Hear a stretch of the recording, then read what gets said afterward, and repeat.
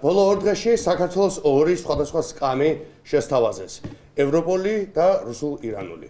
პირველ სკამში ჩაჟდომა ნიშნავს ცივილიზებული სივრცის წევრობას, სადაც მშვიდობა, ეკონომიკური განვითარება, წესებზე დაფუძნებული მსოფლიო წესრიგი და კანონის უზენაესობა. ეს არის სივრცე მეტი ეკონომიკური დაცულობით, რამდენჯერმე უფრო მაღალი პენსიით, უვიზო მიმოსვლით, საერთო უსაფრთხოებით და მშვიდობის უმაღლესი ხარისხით.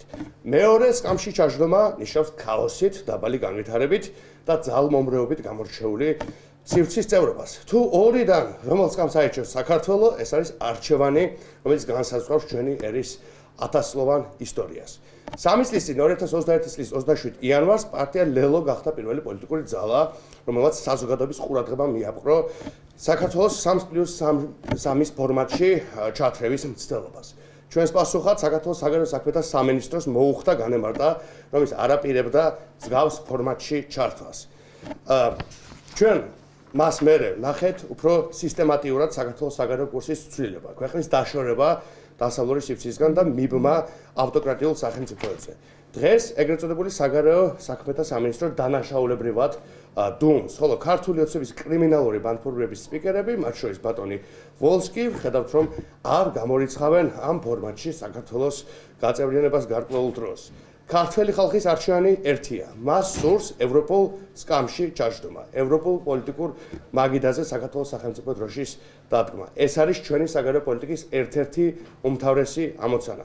ასევე ცნობილია ქართული ოცნების თვითმარქვია რეჟიმის ამოცანა, საქართველოს ჩართვა და ჩათრევა იმ სივრცეში, რომელიც პოლიტიკური დასავლეთის საპირწონედ იქმნება, რომელიც ალტერნატივაა ეგრეთ წოდებული დასავლური პოლიტიკური წესრიგისა, რომელიც მიზანიც არის რეგიონიდან ამერიკული და ევროპული გავლენის განდევნა. მიუხედავად იმისა, რომ ჩვენ მივესალმებით ორმხრივი ურთიერთობების წარმოებას რეგიონულ ძალებთან, დაუშვებელია საქართველო გახდეს 3+3 ფორმატის წევრი. საქართველო ვერ იქნება ისეთი ფორმატის წევრი, რომელშიც რუსეთის ფედერაციაა, რომელსაც ოკუპირებული აქვს საქართველოს სუვერენული ტერიტორიის 20%. ექსოლის პლატფორმა თავისი არსით პირდაპირ წარმოადგენს დასავლეთის საპირწონე გაერთიანებას. იმ ფონზე, როდესაც იქნება ახალი უსაფრთხოების დღის წესრიგი, როდესაც ახალი რეალობების პასუხად ევროკავშირი სულ უფრო გააქტიურდება საკუთარი უსაფრთხოების დამოუკიდებლად უზრუნველყოფის მიმართულებით, ასეთ დროს ეროვნული ინტერესი მოითხოვს გაასმაგებული ტემპით დაახლოებას სწორედ იმ სივრცესთან, სადაც მშვიდობა, კეთილდღეობა და დაცულობაა.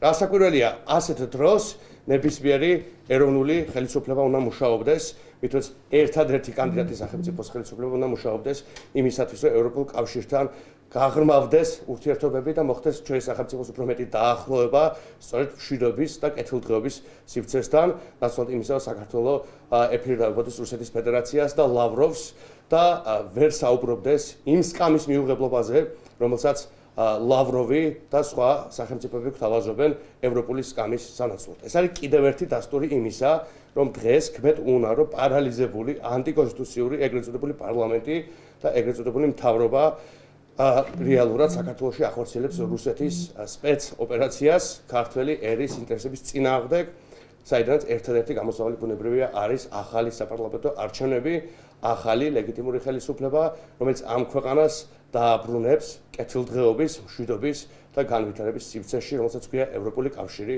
და ნატო. მადლობა.